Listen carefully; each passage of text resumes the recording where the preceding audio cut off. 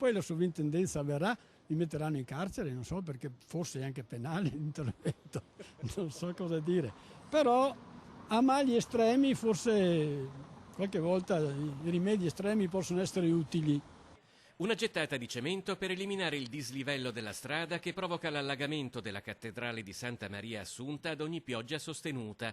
Il vescovo di Chioggia è pronto a sfidare la sovrintendenza o chi per essa, se fosse necessario, a sbloccare una situazione che si trascina da un paio d'anni e che nell'ultimo fine settimana ha visto l'acqua entrare per 2 giorni di fila nella principale chiesa cittadina, con tanto di messa annullata per allagamento. Dopo ore passate a liberare la cattedrale dall'acqua con l'aiuto di alcuni volenterosi fedeli, il parroco Don Danilo Marina si è spinto a dire che se va avanti così chiuderà la chiesa, ma ha l'accorato appello dei religiosi perché chi di dovere provveda è per ora caduto nel vuoto. No, non abbiamo ricevuto nessuna risposta, neanche coloro che hanno la manutenzione, perché hanno le chiavi del sistema delle pompe, non si sono fatti assolutamente vivi, non so, è la Veritas, è la SST, è il comune, noi non sappiamo neanche a chi rivolgerci, perché quando chiedi dicono ma no, non sappiamo, non è possibile.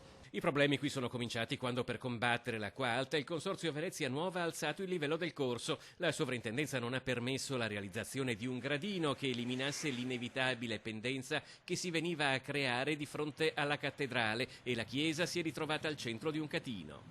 L'unico intervento che ho fatto a suo tempo, quando è cominciata sta storia, direttamente allora c'era Mazzacurati, gli ho detto guarda, qui avete fatto i lavori mal fatti, adesso dico comunicheremo sta storia. No, dice mettiamo a posto, e infatti sono intervenuti e hanno fatto sto sistema che è funzionato fino a 2 anni fa, e adesso da 2 anni ogni tanto capita sta roba, vuol dire che non c'è la manutenzione.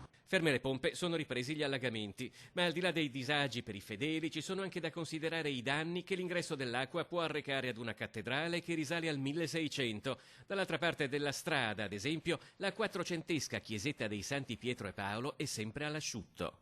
Abbiamo messo la pompa, non ci vuole chissà quale, ogni tanto un controllore passa, controlla, vede che funziona, il galleggiante è a posto, si tengono puliti i tombini, basta.